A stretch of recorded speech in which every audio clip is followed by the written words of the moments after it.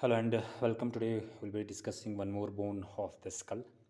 So the bone we are discussing today is the unpaired bone that is present in the skull. One of the unpaired bone in the skull, that is the occipital bone.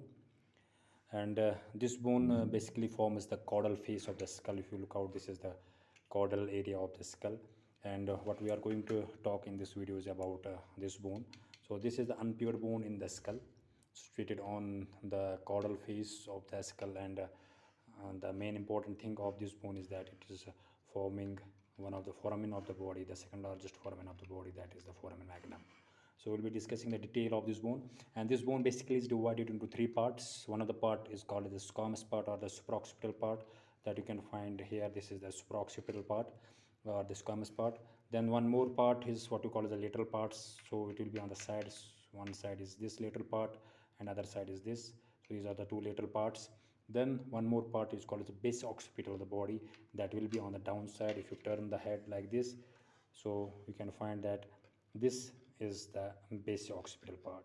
So the three parts: base occipital part, the lateral parts, and this is the first part, squamous part or the supraoccipital part. So let us see the features of this supraoccipital part first.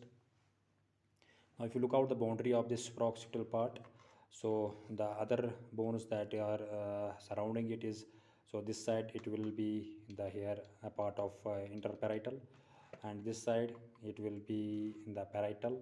This one is the squamous, and this is the part what you call is the lateral part of the temporal. So altogether it has the relationship with that of the interparietal, it has the relationship with that of the parietal, squamous, and its own part that you call as the lateral parts. The shape of this bone, if you look out at these margins, the shape of this part of the occipital is quadrilateral in shape. So this is the quadrilateral in the shape. And externally, if you see this, so this is external surface, because internally it will be forming the part of the cranial cavity. So if you see externally, it has here the protuberance or the elevations here, what you call as occipital protuberance. Here you can see is, and this occipital protuberance is basically for the attachment of the part of the nuchal ligament, that is the funicular part of the nuchal ligament here. So in case of pig and in case of cat, you cannot find this crest there, you cannot find this thing there, because in case of the pig and in case of the cat, the ligamentum nuchae is absent. So if you see in case of horse or in case of the dog, the same bone. So this is the bone which we are talking about, this squamous part of the occipital bone. Okay, you cannot find here that what I was telling you about the occipital protuberance, whereas you can find this crest like structure here, what you call as a nuchal crest, and this is for the attachment of the nuchal ligament.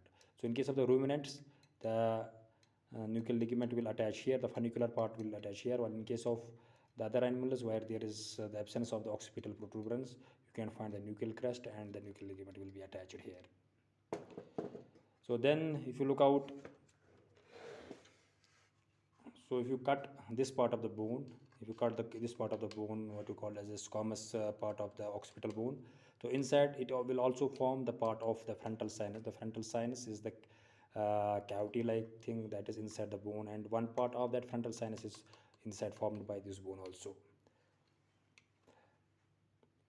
Then if you talk about the lateral parts of this bone, so these are the lateral parts, and lateral parts usually consisting of the two parts. One is the condyle and one is the process. You call it as paracondylar process. You call it as other name as a paramostoid process or the jugular process.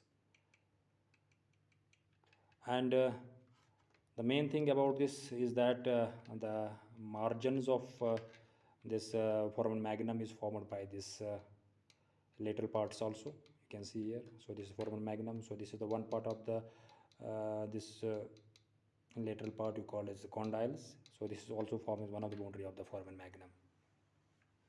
And these two condyles, so condyles will be two in number, knuckle shaped structures will be articulating with the atlas bone.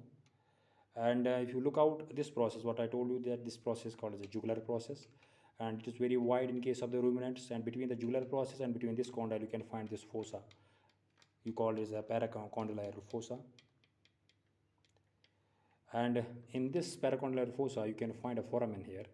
So if you look out here also, there is a foramen here. It is opening here into the, to show you the wire.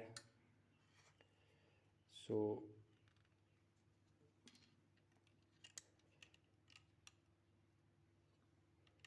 you can see here there is a foramen.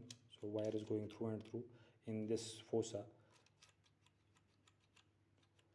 You can see that there is a fossa, and this foramen that is present in this fossa is called as a hypoglossal foramen.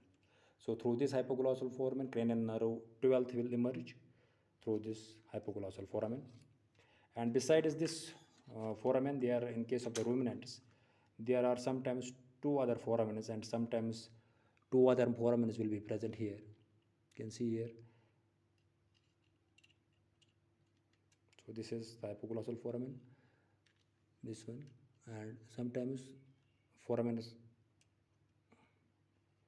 this one. So this foramen is also present sometimes here.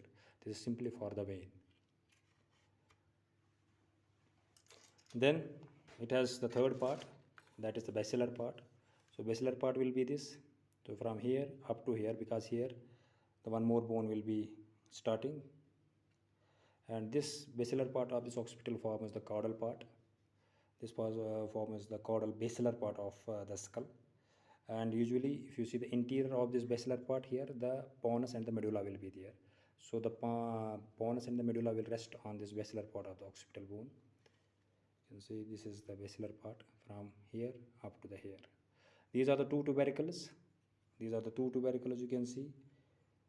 And from these two tubercles, the other bone will start here, that is the basisiphonoid.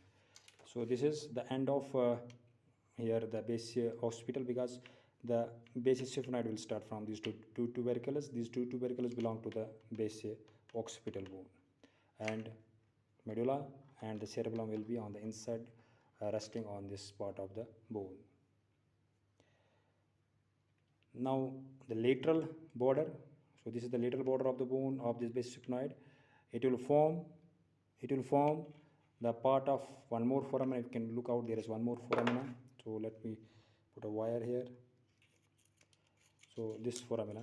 So this you call as a jugular foramen.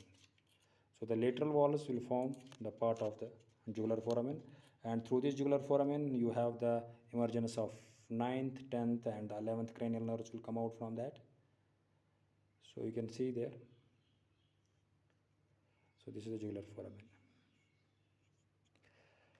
So this is all about some of the features of this bone. There are some of the differences with the rest of the animals that we'll be discussing in the next class. Thank you.